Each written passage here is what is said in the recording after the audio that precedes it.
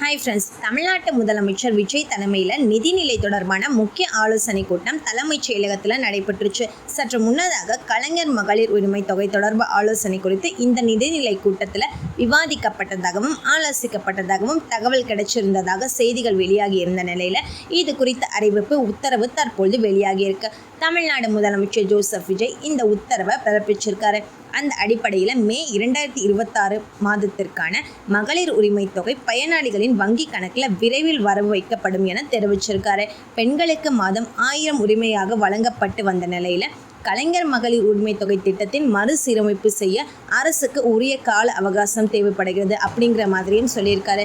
2026 மே மாதத்திற்கான அமௌண்ட் பயனாளிகளின் வங்கி கணக்கில் விரைவில் வரவு வைக்கப்படும் அப்படிங்கிற மாதிரி விஜய் உத்தரவிட்டிருக்காரு. இந்த மாதத்திற்கான மகளிர் உரிமை தொகை இன்று அல்லது நாளை வரவு வைக்கப்படும் அப்படிங்கிற மாதிரி விஜய் தலைமையிலிருந்து தெரிவிக்கப்பட்டிருக்கு.